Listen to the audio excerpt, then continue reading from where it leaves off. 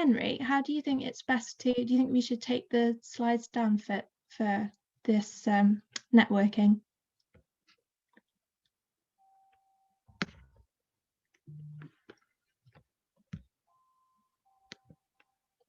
I'm going to go to gallery view, I think. I'm going to sign off. Bye-bye now. Cheers. Thanks again, Daryl. Bye.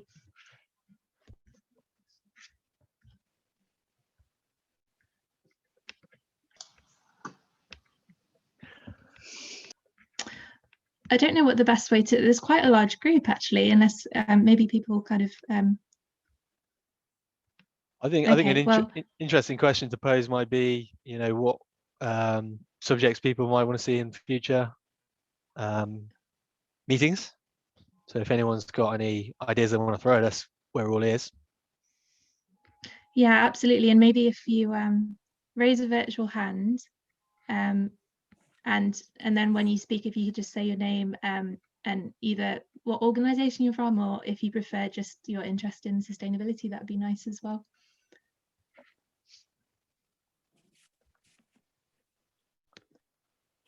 So I'm trying to figure out how to raise a hand. I need to find it. But since nobody's speaking yet, one thing I could see, sorry, my name is Francois. So I'm a PhD student at the University of Nottingham. We are researching gas fermenting microbes. So there are bacteria which eat carbon dioxide, and they usually need hydrogen to do that too. So we are trying to use these microbes to mitigate CO2 emissions from heavy industry. And we actually have a spin-off from our lab they're making the news everywhere because they get a lot of funding, and they're using this technology to mitigate to create fish protein to feed fish from CO2. It's pretty cool. Anyway, to answer the suggestion, I thought these meetings would be about implementing local action that has been shown to work in other cities that we could implement relatively easily in this city. Like I keep seeing on Facebook, etc. Small initiative. Like there was, for example, I think it was some kind of chef in Paris who was collecting food waste from restaurant. She had this machine that was basically making compost extremely fast, and she was selling this compost made from food waste to farmers in the surrounding. It's like very easy technology that you just need to have someone that is willing to do the thing, and like the solutions already exist. And I thought this could be a nice place to discuss this kind of initiatives. I think it could be a nice kind of wrapper to the hour to maybe finish on like a 10-minute case study like that potentially. Yeah, Francois, have you heard of the Urban Worm based in Nottingham? No, I have not. It's a CIC company, and they specialize in worm bins. They'll sell you a whole sort of container-sized bin, which is absolutely massive, or a mini one for your flat. I have both actually, and you put all your food waste in, and you have to have special worms, and they eat up all your compost really, really quick. And it smells, if you do it right, it smells really nice. You'd think it smelled like a waste it, but it doesn't. And then you've got this beautiful compost that and also worm weed that you can feed your plants with. But maybe we could get Anna to talk. Anna de la Vega, who's the CEO of the Urban Worm. She's amazing. Yes, it's interesting. Yeah. I think you bring up an interesting point, because there are so many. I know San Francisco collects compost, and they basically, I'm not sure how. We live an hour from San Francisco, and we have compost in our own. A lot of my neighbors do, because we're in a more rural setting. But I think that speaks to a much wider question, is both the technical issues and the non-technical issues. There are some really good things going on everywhere. It's just that it's putting all the pieces together, and Nottingham's taken a lead on that. But you kind of have to identify the big and the small, because it's a bit like tackling the coronavirus. You know, I live in California now. I'm a 1976 scholar, but I do go back to England to see my elderly mother. And one thing I notice amongst all the fantastic things they've done in Nottingham, and she's had flood gates put in. She lives in Thrumpton near the cooling towers, you know, the decommissioned coal refinery on the Trent, or the soon to be. And she's had all sorts of things done to her house for floodgates and things like that. But I can't believe the amount of plastic waste in food stuff, for example, that I don't see in my area of California as much, you know. So the way things are packaged still, I think, is so. I mean, there's so many different issues, and some of them are huge and technical, and some of them are tiny, and just volunteers can start in small amounts. So I think identifying different people for different things and is probably a good strategy as part of your strategy, because does that make any sense? Sam, you're muted. Sorry, on mute. It absolutely makes sense. I think when I was in California, I was absolutely astonished with the policy they have around composting. That I think they're making it mandatory statewide to collect food waste for composting. And speaking with San Francisco's city government, they're actually seeing an amazing amount of carbon sequestration as a result of using the compost that they make locally around the sort of rural areas surrounding the cities, and that's really accelerating their progress towards their carbon neutrality targets. So that might be a really lovely comparison, actually, that we've just kind of conjured up immediately. But no, it's amazing to have your perspective from straight from San Francisco.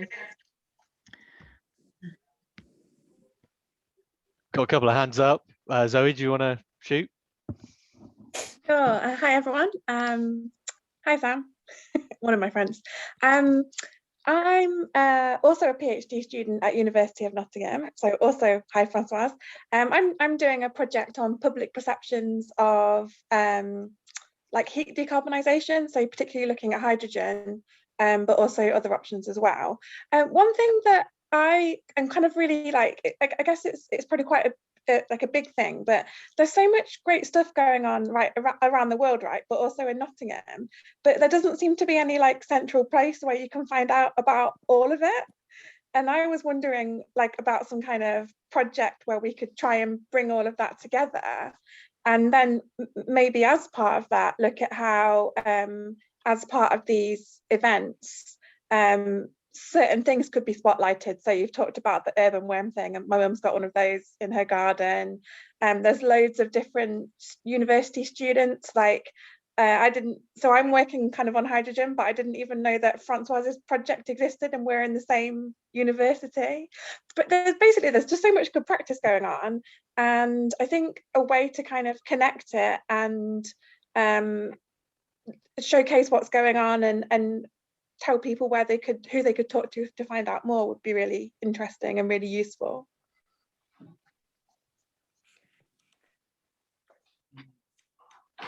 I'm nodding.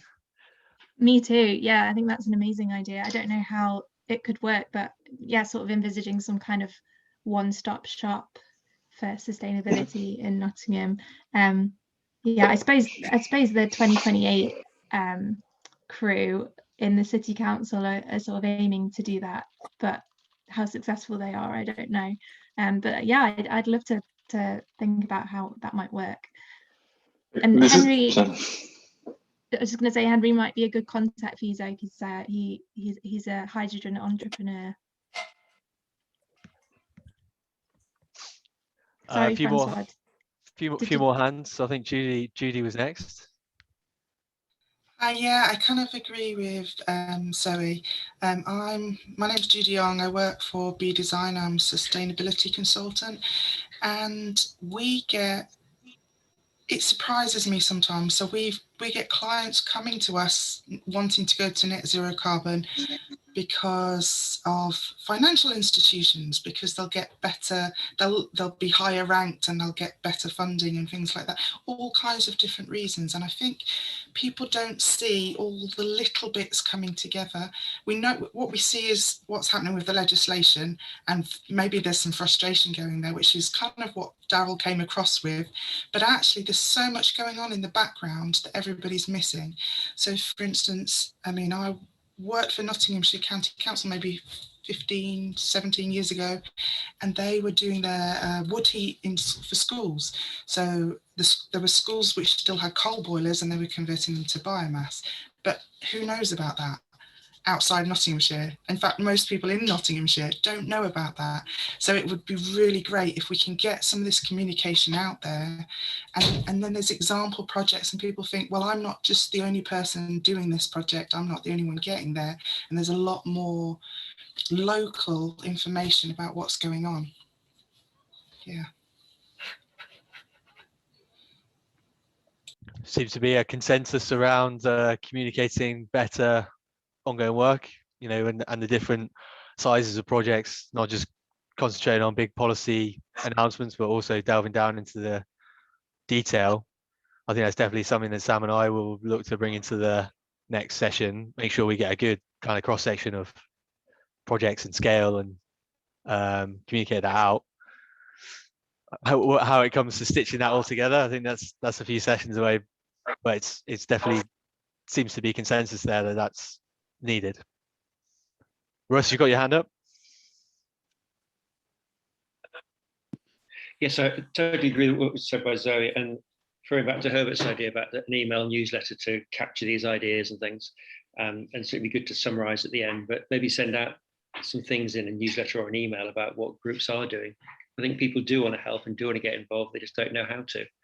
I think it'd be great if a village could become a net zero village. That's a wonderful goal to have. I think what COVID has shown is that volunteers can do so much when they're committed and determined to do it, much more than any government or local government or council can do. So if you can inspire a village to make things happen, that will create some good actions. And going back in the early conversations about the urban worm and stuff, made me think that some of the horticultural societies may be very interested in that sort of thing. I mean, if English people love their gardens, then maybe they'd be happy to contribute and do in some ways. If they could just be shown or told what to do, they could go and do it. If you had some volunteers in that village, they could explain it and maybe there to chat about it where people don't get it right first time. But that may be a way to get people involved in doing small little things, and that will help build the movement from there. Okay, yeah, all good points. I'm just looking around for more hands up. Does anyone else want to add to the conversation? I do think we should definitely get Herbert to do a talk at some point on his net zero village plans.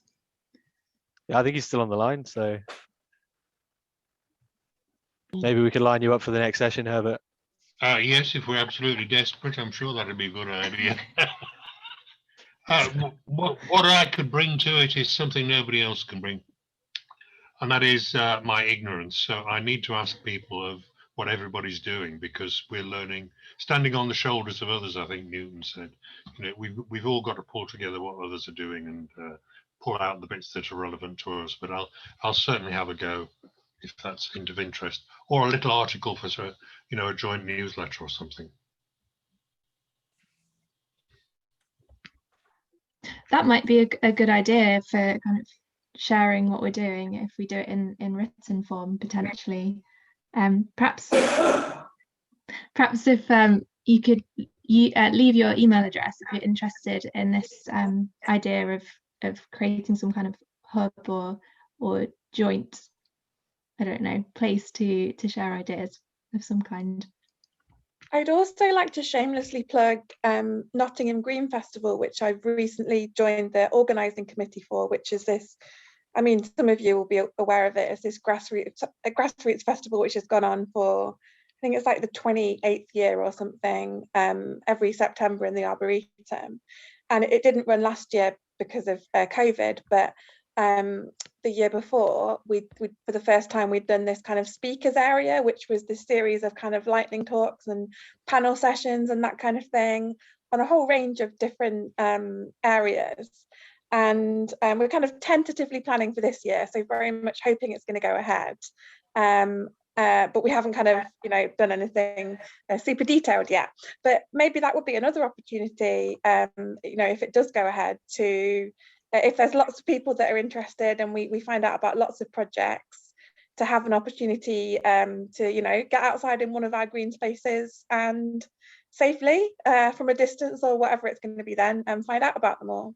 So yeah, Green Festival. I think it's like the 12th of September or the 13th. You can Google it. Great plug. Yeah. And if you have a link, pop it in the chat as well. I wonder if anyone's got any reflections on what the speakers said. I know there are a few questions we didn't get round to. Did anyone want to voice those, or yeah, any other comments? I just thought it was quite interesting. Well, that not I just like.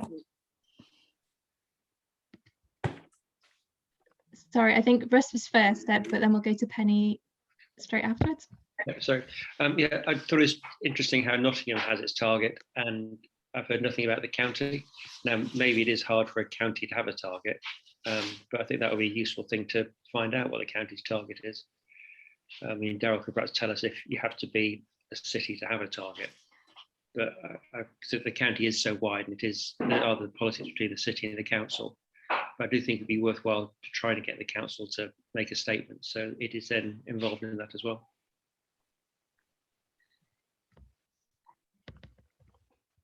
And Penny? Yeah, I just wanted to comment on the US versus the British. Is a fantastic example of, and you know, the Roosevelt, your committee of moving forward and the people pushing and doing such a good job. And so I totally commend you. And I think you're doing a fantastic job. I love the green, so I loved on the newsletter what you did. And I think if you could get more visibility, it's fantastic, because Nottingham has, like you said, all the traditional industries, and now Nottingham's completely renewing its energy in this, and you're leading the way, which is superb. And I think it is a watershed moment, both in Britain and America. And I really commend you for linking it with Roosevelt, because I think Roosevelt will be so proud of you all, because it really is, his New Deal was exactly that without the greenness of it. It was mobility and equitability and the whole the 360 approach to a new solution with government and people. And he was definitely for greater equality in society. And I think, as past scholars probably know, there are so many contrasts as well between America and Britain. But when I came back in 1976, I thought, gosh, if only you could get all those great things about Britain and all the great things about America and mix them together, you'd have a perfect place, because Britain brings so much to the plate, and so does America. But our problem in America is trying to move everybody forward, whereas Britain doesn't have quite the same struggles with the national government level as we do, you know. But I think it is a watershed moment for Britain because of Brexit, and it's also a watershed moment for America because of Biden. And I think he's our new Roosevelt. I mean, that sounds a bit big, but I really do think there are so many people, well, at least here, I mean, there are some very troubling states in America, but I do think you're onto something that can give so much synergy in the world, and sort of, you know, so I commend you so much for that. And I think joining together makes it time. I really do. I mean, And Francois, so well you've got your done, hand all up. of you. Thanks, Penny.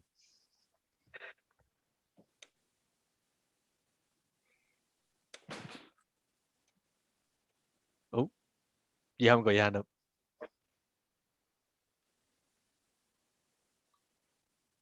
You're muted. Sorry, excuse me. I arrived in Nottingham 4 years ago because of this gas fermentation groups. I didn't know anything about the city before that, and I was extremely surprised by how committed it was to sustainability. And I kept seeing these headlines like, at Nottingham 2028, etc. And the biomethane buses that I had only seen in Sweden.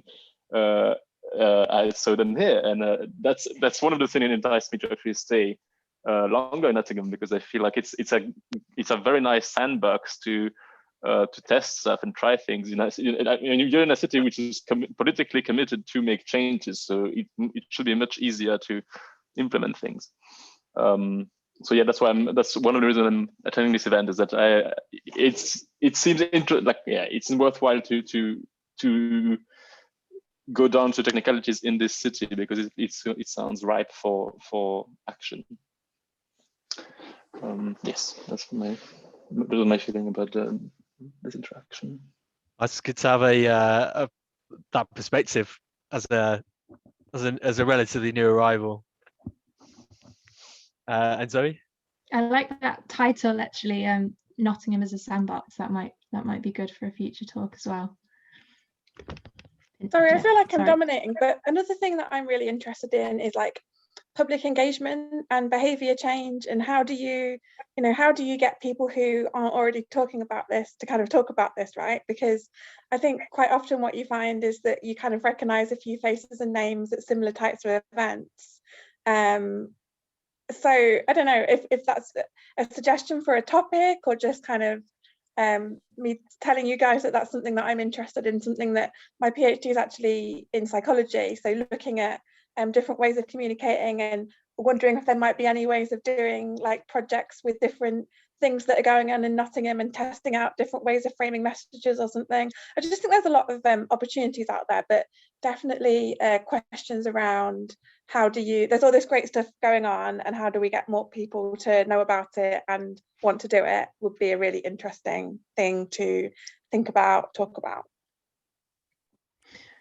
Yeah, absolutely. And my project in the US was on climate communications, and I now work in net zero public engagement in central government. So that's also my area of interest. So yeah, I definitely think there's a lot of potential to explore that area too.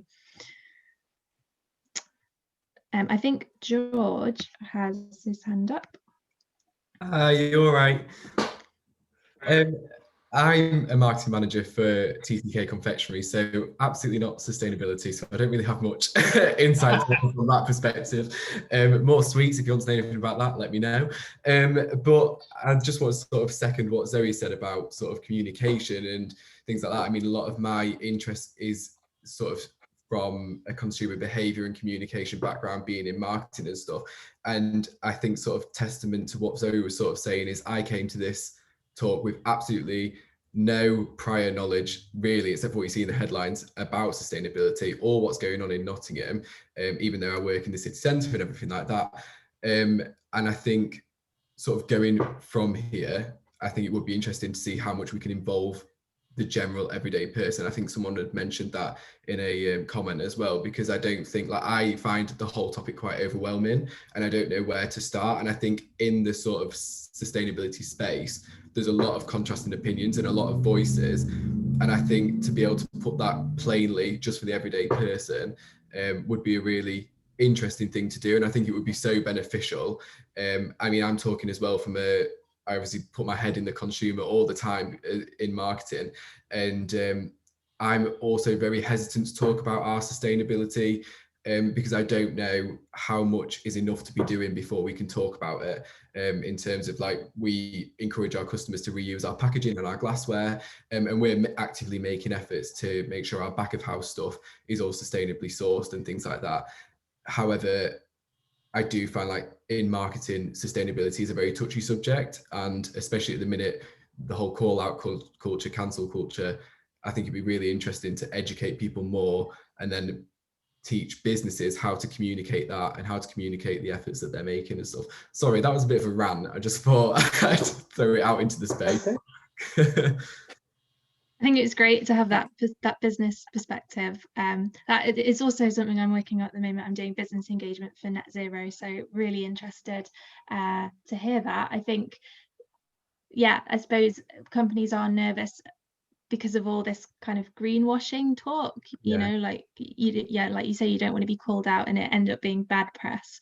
But there's another school of thought, which is just, you know, any effort is, and any publicity is good publicity. It's a difficult one. But yeah, I think again that could be another fantastic topic, like business and climate. Yeah, definitely. And like the Bill Gates thing that you mentioned earlier, I've written that down. I'm going to read that and talk about that. But like even like that, to sort of have resources available and someone that can tell people where to start and where to start looking into this sort of stuff, because it's all well and good sort of watching a David Attenborough documentary and wanting to take on the world, but what then? Like, how do you sort of critically analyze that conversation, bring it into something that's useful and actionable? That's it. I swear I'm done now. No, thanks so much for contributing. I think Judy's still got a hand up. Yes. I just wanted to say the last year, with the lockdowns and things, the very first thing people did with a little bit of spare time on their hand was get outdoors. So there was walking, cycling, walking shoes, bikes, compost. These are all the things that sold out very, very quickly. And I think they're the people that you kind of need to target now, because they're the people who've actually, you know, want to be connected but don't really necessarily know how to. And I think that's what we've, like my company and a lot of my the other associates I have in the sustainability field, we have been so busy this year, because I think a lot of people put sustainability on the back burner and suddenly they have a little bit of time and it's all come to the forefront. And I do think with sorry, was it I've forgotten your name, who's just spoken, but basically anything that your company is doing, you should celebrate it. And if people come back with you with comments and say, oh, but that's not enough, that's not much, then you say to them, what would you like to see us do? And we'll try and incorporate that and change. But I do think, you know, it is, if somebody else sees that you do these things and you've got to shout it out, because if that's seen by other companies, they'll follow and they'll copy, and you'll be leading the way in that sense. And it doesn't matter what you're not doing, it matters what you are doing, because that's the thing. It's even on an individual level, it's very easy for you to do some of the things, like you might find it's easy to walk to work, but another person, they might live a lot further from their work, so they might find it's easier to dry their washing outside or to compost their vegetables. We all do different things to get there, and some things are harder for some people, and again for companies, some things are harder for some companies than others. But it's, if you start with those easy hits and you get them done first, then the other stuff becomes easier as you go through it. No, that's great. Thank you, Judy. I will definitely sort of take that on board, because our brand director, I forwarded the invite to this talk to her and she was in the call, and she's very much the heart of the sustainability sort of section in our business. And I think sort of from this, we've sort of discussed over WhatsApp quickly that we might set ourselves a goal of a year's time to the next Earth Day. How much can we do? And then build a nice campaign around it as a bit of an achievement as well. I mean, we do a lot now, and there's so many like little things that with food production especially is so difficult in terms of like regulation and stuff like that, of what we can use and how we can sustainably source it and keep it within our margins as well. So we are sort of making change all the time. We're a very small business and stuff, but I think it would be great for us while we're small to really nail this, and as we grow and grow. So yeah, no, that's really encouraging. Thank you, Judy. Anyway, so if I just say a quick few words. George, I actually think I work with your colleague Jess, I work with her on some environmental stuff from the Growth Hub in the City Council. So Nottingham City Council actually do have a new fund programme called ARC, which is Accelerating Reduction in Carbon, which is a grant programme to support businesses in Nottingham to reduce their carbon emissions. There's also accreditation schemes such as Investors in the Environment, where they look at how you look, you know, how they basically do an assessment to look at how you manage your personnel, but also your environmental elements of the business. So there are different schemes out there that can help you reduce your carbon emissions in the city. Looking at the kind of go back to, I guess, the scholarship, one thing we're really keen to do is really foster stronger relations with American organizations, and hopefully encourage them to come and settle in Nottingham, so that Nottingham can become a hub of sustainability even more. And we're looking at, in the future, having themed scholarships so that we can represent a wide range of different industries to go to America, bring new ideas back that really accelerate the industries in Nottingham. So if anybody would like to know more about the Roosevelt Scholarship, then please do get in contact with any of us or look on the website. Thank you. That's great. Thank you, Sheridan. Yeah, it is Jess that was in the call as well. So yeah, she is sort of the beating pulse of this, but I know that she'll sort of have a lot of ideas and things like that. But no, that's great. And obviously, I mean, Sam, we spoke about that. I'm really interested in the scholarship as well. So it's nice to hear that there is a bit of broadening in terms of what's going on and things like that. So yeah, great. Okay, we've got a record of everything in the chat, and obviously I've been making notes throughout that last half an hour just on ideas that are being thrown around. So Sam and I'll take that offline and digest it over the next fortnight or so.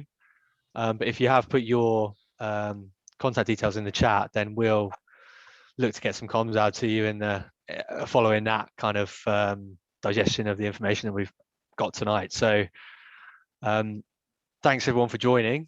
Sam, do you want to say anything else? I know it's going up to past. That's what I'm just conscious of. Yeah, we'll let everyone go. Just say massive thanks for sticking around. It's been really lovely to speak to you all. Fantastic. All right, we'll leave it there then, I think. Thank you. Thanks, goodbye. Bye, everyone. Thanks for organizing this. Thank you.